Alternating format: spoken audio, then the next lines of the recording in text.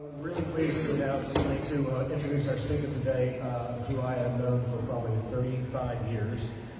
He's been covering politics for decades in Florida, and when he was laid off from the Tampa Tribune, where we first met in 2014, I think it was, the Tampa Bay Times saw it so important to do a story about it.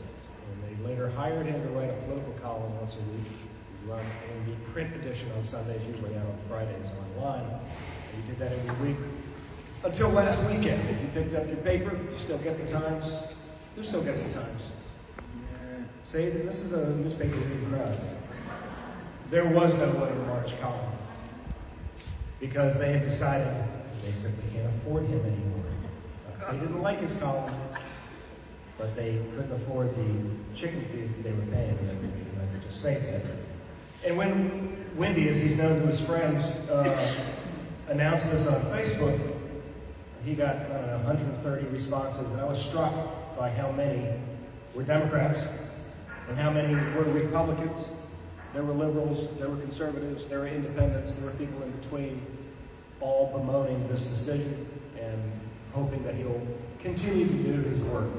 And so we announced this before this decision, but we thought it was even more important that he come here today to explain to you how he has managed to get Democrats and Republicans to talk to him over these many years in this extremely polarized political landscape we're living in. So please, a warm welcome for William March.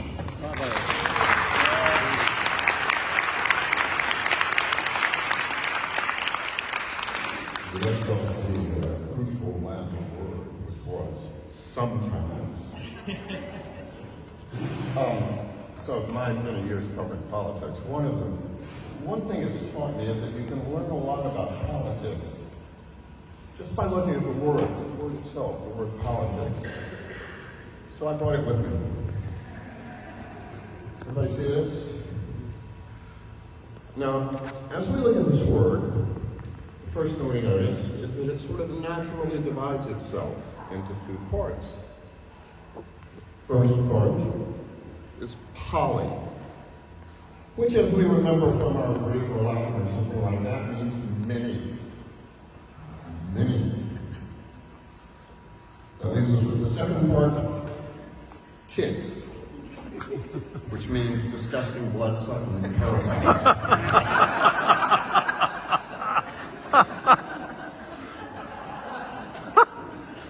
So that's really all you need to know, but Tom wanted me to talk a little more on this.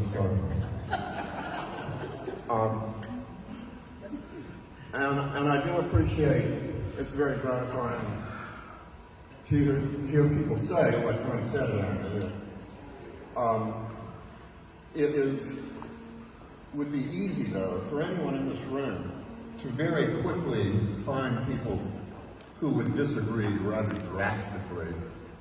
And some of those people would be named senator something or governor something, or county commissioner something. There's one prominent local Republican political consultant who works out of Tampa, but works on a statewide basis, who has firmly instructed all of his candidates that he works with, that he represents, never to talk to him, ever. Okay, that's a Republican. During the last city election, I had obscenities screamed at me over the phone by some of Tampa's most prominent Democrats. So, like I said, it wouldn't be hard to find people who disagree.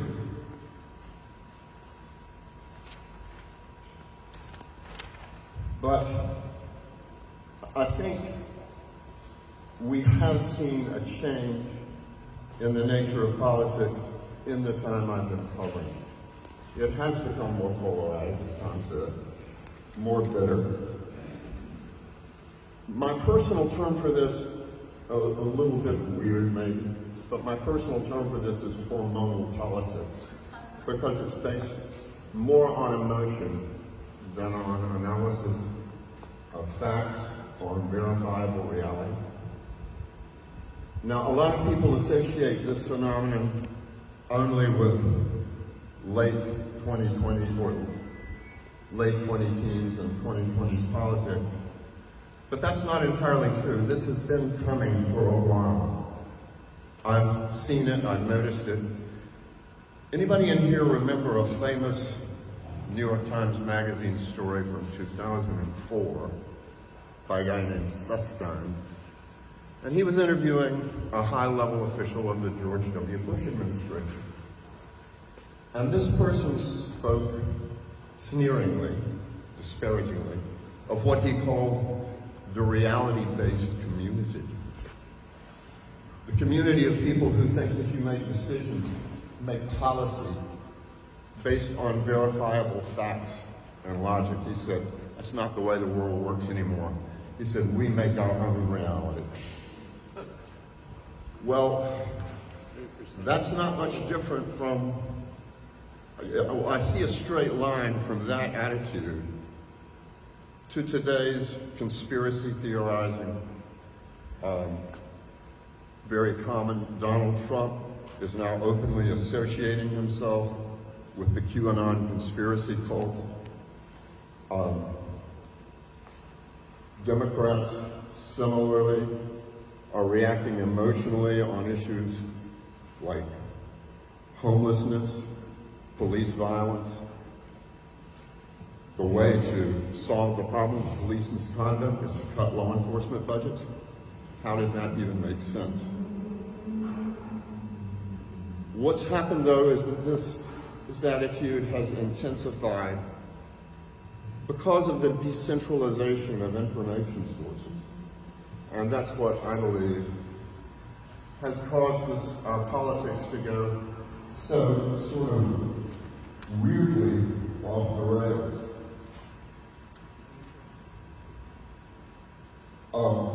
This, of course, has made reporting more difficult. There are more people who won't talk to you now than before. It used to be no problem at all for me to attend county political party meetings, both parties, Democrats, Republicans. I'd be welcome. People would slap me on the back and say, glad to see you. And the speaker might be trashing the press, but the people sitting at the table around me would be patting me on the back and saying, that doesn't mean you, Whitney. It's now become very uncomfortable for me to attend certain political party meetings, even among the local people that I've known for years, which to me is a very rude thing.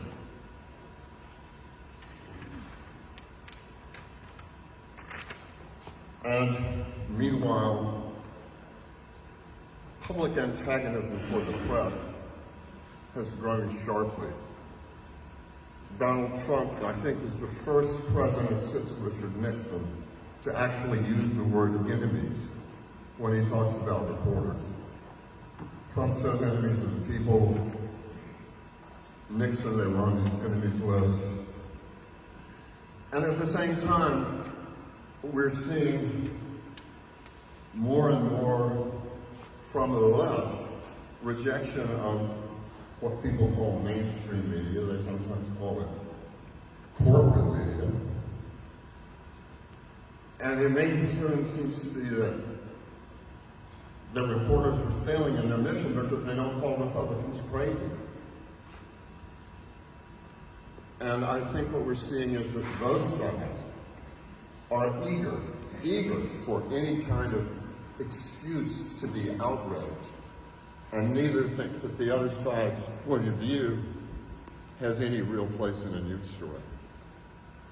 So how do you negotiate this and stay on speaking terms as much as possible with both sides? I'll go with glass.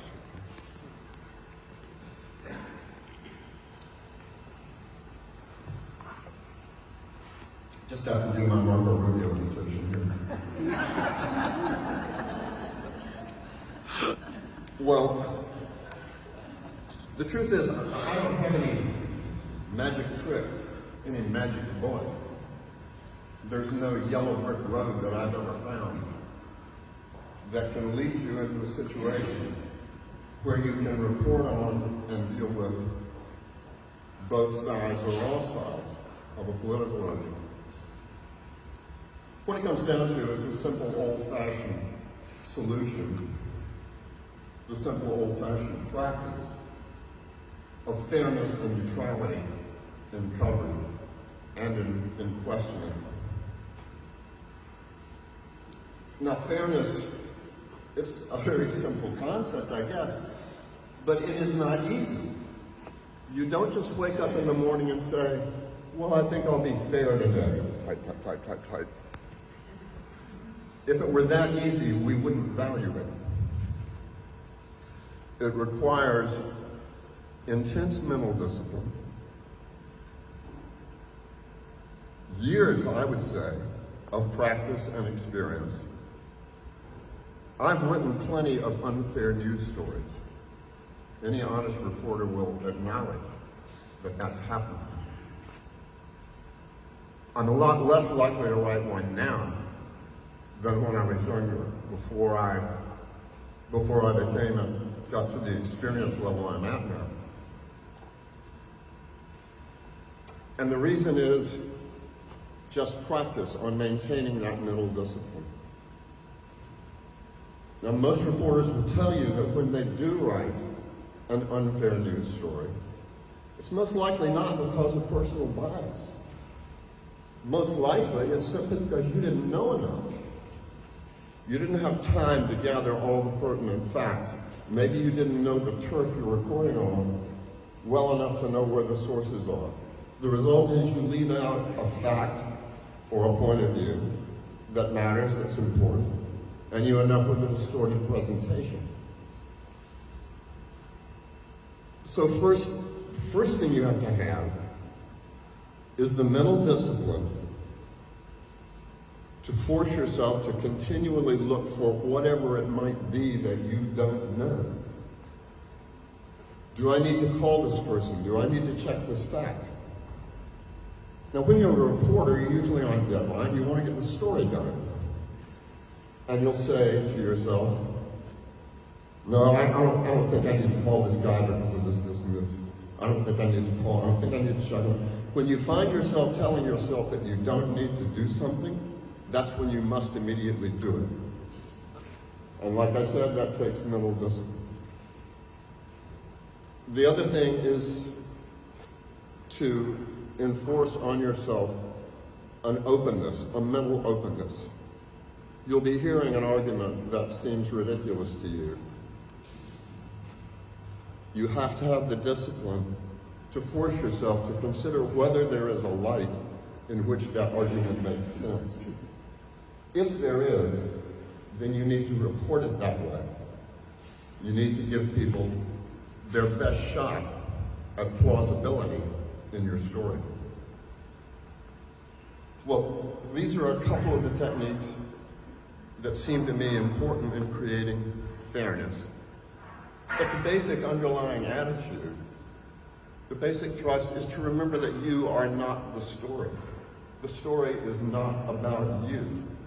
Anybody remember the famous incident in '74? I think it was. You got to be pretty old to remember that one. But I remember Dan Rather and Richard Nixon at a press conference. And Rather had been reporting on Watergate. Got up to ask a question. There was an audience, and there were cheers from Rather's fans and boos from Nixon supporters. And Rather was standing there waiting for the noise to die down. And Nixon said, well, Mr. Rather, are you running for something? Joke. And Rather responded, no, Mr. President, are you? Well, that got him kind of a laugh. But the key point here was that Rather was going out of bounds. This is not about you, Dan. Much as I admired and respected you, this was an example of something that he did more than once, which was he let himself become too big a part of the story. Remembering that it's not about you helps give you a neutral attitude that will enable you to be fair and to be neutral in purpose. And that's really the closest I can come to anything about how to deal with both sides sometimes. Thanks.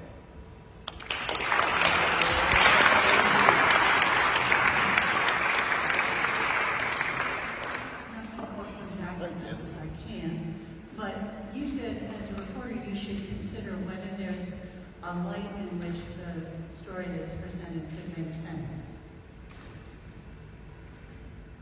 Does that apply when you have a candidate who just seems to spew a fire hose of falsehoods? I mean, how do you, I've heard the press accused of being unfair because they're not fact-checking one candidate enough. It's pretty dumb. And yet, if you're supposed to look at a perspective from which something could be accurate, maybe that's what you're doing. I'm just sort of, or is that he's sui generis and you just can't put him in the coverage with everybody else. What you're asking about is a difficult thing. It's difficult to figure out how to cover Donald Trump because of what you said. One thing that strikes me about Trump is that many of the crazy things he says, or things that seem crazy, a lot of times it's just simply trolling. He's trying to troll his political opponents. He's trying to troll the reporters themselves to get them to bite on something. And sometimes it seems to me obvious that what he's saying isn't serious, but he gets reported on seriously. And I have a feeling that, I mean, I don't really know, and I've never directly covered Trump. But I have a feeling that if I were, I'd be a lot more likely to put qualifiers around my quotations of some of the crazy things he says. Trump, who appeared to have been joking, or Trump, who appeared to simply be attempting to bait the assembled reporters or bait his political enemies, said this, this, and this. Now, when he pronounces alternative facts, as Kellyanne Conway at one point described it, then you have to do something with that. You have to fact check it. You have to say, you know, this is not true. But again, this reminds me of the recent quotations from Byron Donalds. Everybody here remember that? He talked about during the Jim Crow era, the black family was strong. Okay, well, if you read what he actually said, he did an extremely awkward job of saying something that, at least in some ways, may well have been true. Now, I grew up in Jim Crow. Nobody has to tell me what a horrible period of time that was. I wasn't black, obviously, so some aspects of it I'd never be able to comprehend, but I saw it happen. And I know that that was one of the eras in this country in which black people faced oppression, continual threats of violence, discrimination of every kind in the worst way. Donalds wasn't saying that was good. What he did was a very awkward job of saying that in the face of that kind of oppression, black families were more likely to remain united and together then than they are now. Now, whether that's actually true, I don't know. I haven't done any research on it. But it doesn't seem to me that it was reported in that way. In other words, people reported it, they looked for a way to be outraged in the reporting, rather than a way to consider what is this person actually trying to say. Now then you come to the Trump quotes to the Association of Black Journalists, this is what, a couple of days ago. Okay, now that's a little different, right? This guy is just saying a direct falsehood with strong racial overtones. I don't know if I would say he's being racist, because I didn't hear him condemn any one race, but he is spewing a particular falsehood with racial implications. There you have to do something with that. So I don't know if I've really answered your question, but it's something what you asked is something I think about a lot.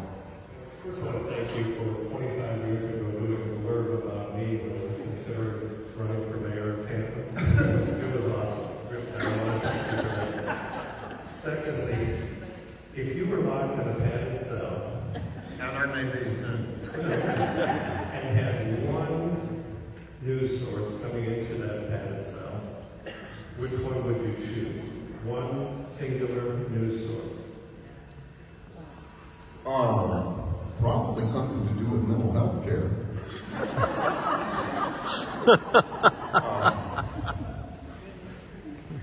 I'm reminded of the woman who asked who she wanted to be stranded on a desert island with, and she said a damn good OBGYN.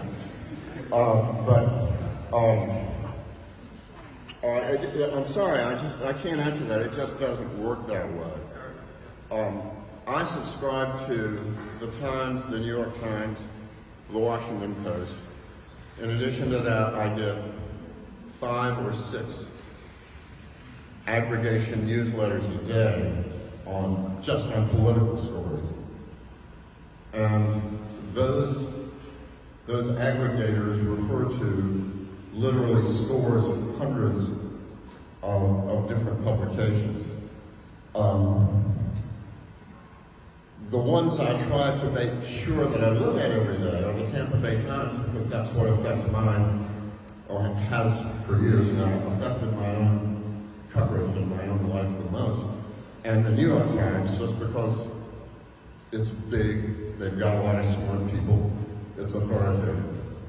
But I'm also often asked, which news source do you trust? The answer is I don't trust anyone. I look at what they report. I compare it to what I've seen elsewhere. I compare it to what I know personally about the situation. I read the story. I ask myself, what question has this reporter not asked? Now, this is easier for me because I'm accustomed to writing news stories, and I know how you can jury rig and shortcut and short-circuit things. And that makes it a lot easier for me to see when the reporter has done that than it is for the average person out there, because you can still do this. What is this reporter not telling you? What question do you have that didn't get answered? And that's how I read news. So I don't know. Again, I don't know if I've answered your question. Oh, hey. So a few months ago, my wife said, "Hey, this Tampa Bay Times called. We got a special rate. We can start getting the home delivery again, $95 a year." I said, "Well, the only thing I like to read on Sunday is William March's column. They're not going to be able to afford to pay him to that." So oftentimes you would call me, and I always talk to you, and I've always told my candidates to talk to you, as you know. But I have a question, and maybe you can answer it now. Sometimes you call me, you got any interesting information, I'll give you what I consider a very hot story. And it never got printed. So did you kill it, or did the editors kill it? I did. It was probably me, Martin, and then it was probably because I couldn't prove it. It's probably because I couldn't run it down.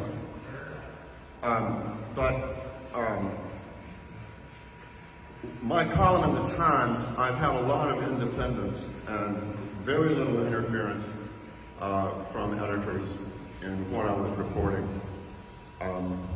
That's really sort of what happens when you get up in the experience level as a reporter. If editors are telling you what to do, you're a waste of time. You're the one that needs to be telling the editors what's going on in a report. And that's the way it's been with me mostly in my career since I became what a lot of people would call veteran or experienced or really, really old reporter. 30-second clicks. That's all we want to look at on our phones. It used to be a time when we carried the Tribune into the voting booth, carried the La Gazzetta into the voting booth, so we could decide, or help us decide. I don't want to use the word fake news, but a lot of people are saying this when they vote. A friend told me. I Googled. Where can we get our information to piggyback on this question? What is a reliable news source, now that you're gone, that voters can actually see what a candidate has to say or their opinions? Okay, if you're talking specifically about candidates, and specifically about local candidates, and I know your involvement in local politics, the problem is nobody's really got the reporters, the resources to give local politics coverage. Now, what I've been doing for the Times for 10 years is a column focusing on Tampa Bay Area politics, local politics.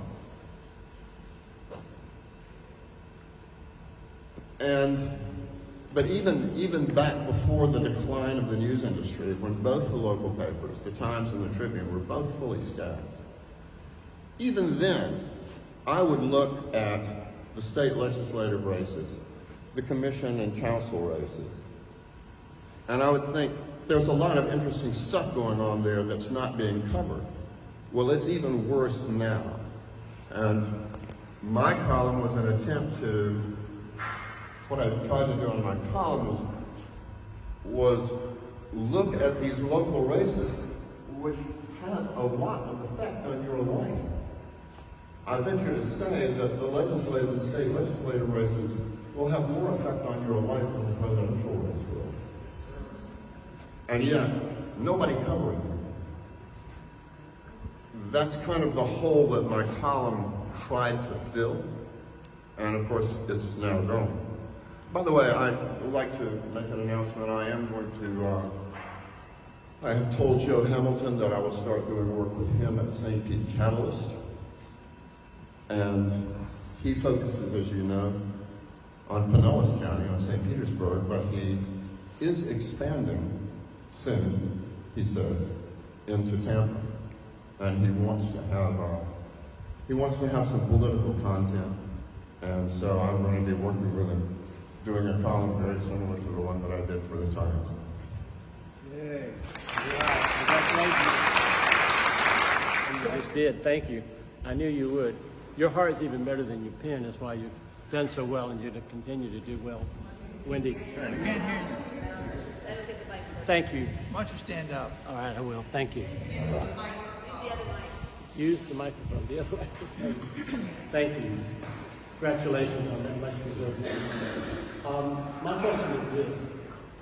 In all your years of reporting, did you ever sense a place where someone like a Joe Biden during that debate hears 36 lies in a row like a fire hose? I think they call it the Gish method of so many lies, he doesn't know where to start. Where would you start on undoing the lies of Donald Trump, and how would you turn that back when the magic moment came to take the 36 lies and start dissecting them one at a time in order to show the problem with the other 35? You mean if I was Joe Biden? Yes. I was on the debate team in high school. We used these great big pans at this orange sketch pen to keep flow charts, what we call flow charts.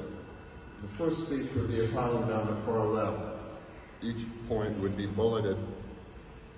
Then it's your turn to speak, and you go down that list, and the people on the other side are making a similar diagram of everything you say, and you should be able to follow every contention, every argument, all the way across the page.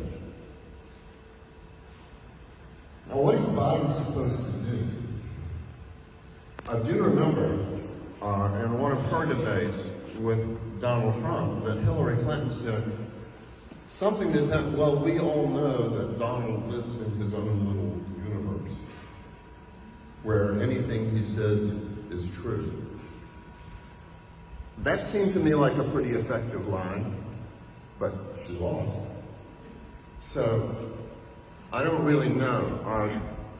If I were Biden, I would have tried to say something along the lines that, you know, we need to deal with reality in our politics, and what I'm hearing is not reality. These things aren't true. They've been reported and debunked over and over and over again. I would have tried to take that approach, try to rise above it. But one thing that any political consultant will tell you is if you're talking about your opponent, you're losing. Good answer. So how much time do you spend talking about what a Looney Tune person is that you happen to be running against? You have to give people a reason to vote for you, not just to vote against your opponent. So Go to the repercussions of the law. Go quickly to the repercussions of the law. I suppose so. I mean, as a reporter, as somebody who tries to deal with verifiable fact, tries to build my career around verifiable fact, it's very difficult for me to ignore those things. But as a political candidate, you have to talk about yourself. You have to put out a positive image. So I don't know what the best answer is to that. That's a good start. First of all, I'm going to do it without the mic. First of all, I buy the Tampa Bay Times to read local news. Really, that's the reason that I buy it, so it's a shame that they've made their decision. I really appreciate your quest for information. What question did I not ask? How do I be fair and neutral? Fair and neutral are great terms. The other one you used, I'm concerned about, which is both sides, and what I'm going to call both siderism. And so I'm going to use it. I hope that you can solve one of the great local controversies that we have. Ron Weaver claims that 2 + 2 equals 4.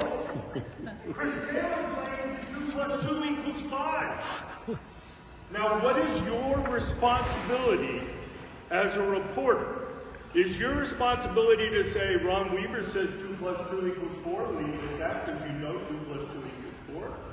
Or do you have to say 2 + 2 equals 4 is what Ron Weaver says, Chris Taylor says 2 + 2 equals 5, and then you both sides put them in there?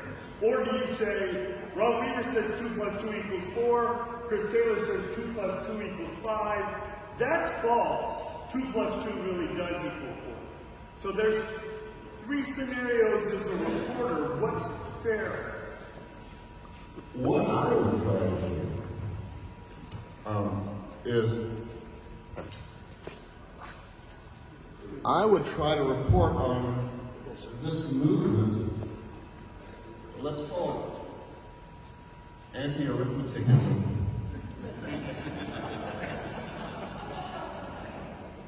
Which seems to be growing rapidly, and whose adherents reject standard number line counting, Newtonian physics, arithmetic, so on and so forth.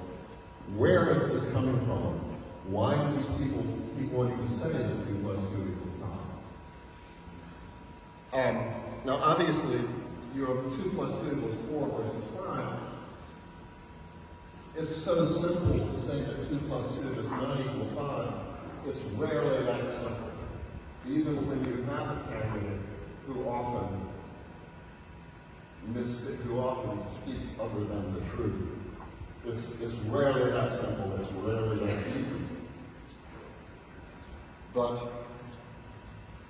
what I am not going to do, and this a lot of the modern press has been criticized for, in some cases justifiably, is I am not going to give equal weight to the theory that the Earth is flat. I'm not going to give equal weight to the theory that 2 + 2 equals 5. I'm going to do my best to prove what 2 + 2 actually does equal, and then report on this movement that for whatever reason seems to want to say it equals something else. I wish I could think of a good example, but I can't. But that's my general approach. That's how I want to try to handle it as best I can reach that approach.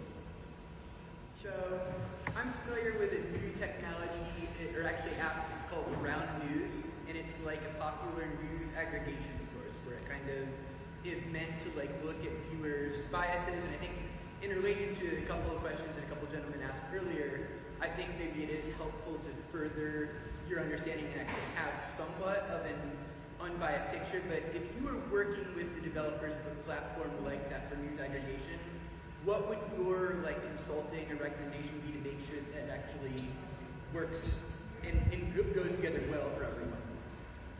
I'm not sure I understand the question. The first part of it I was having trouble hearing. So basically, like there's a new company, Ground News, that does news aggregation. So if you were looking at something like that, what would your recommendation be to viewers and people developing that to make sure that it, you know, still functions in the fair way that it's intended to? This company, I'm not familiar with it. It does general news or political news or Everything, political, everything.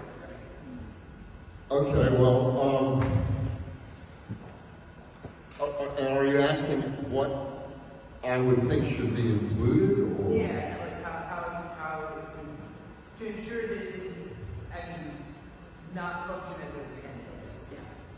How do you put guardrails around it to make sure it stays there? Yeah. Well, it's largely a matter of what news sources you aggregate from. And the best I could say would be to do your best to be choosing sources to aggregate from that have a reputation for solid reporting. But you've also got to have curators who are smart, who are intelligent, who are experienced. The news aggregation sites that I look at, okay, I look at one called Safety Review. Some of you probably are aware of it. And it aggregates Florida political news stories. Well, 90% of the bullet points that it sends to me come from about 5 or 6 organizations. Well, maybe 10 or 12 organizations. But also, every now and then, you'll see one from off the wall. I'll see one from a place I've never heard of. It'll be a good story, and it's because the person, the editor working on that, is doing a good job of scouring the landscape to find interesting stories. And it's a little bit like polling. Have you ever read the advice, don't believe any one poll, but look at a lot of different polls, and that's what I generally do. I look at polling aggregators, 538.com.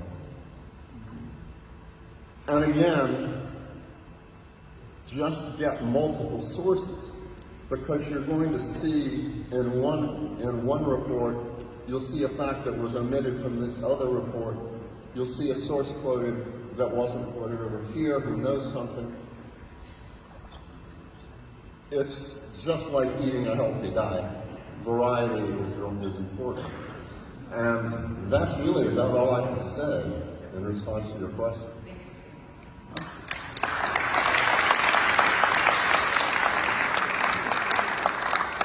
Thank you. It was very informative. I'm sorry I couldn't get to all the questions. I saw a lot of hands come up. I try to take them in the order that I see the hands go up, and a lot of people waited a long time. Thank you. On behalf of Kevin and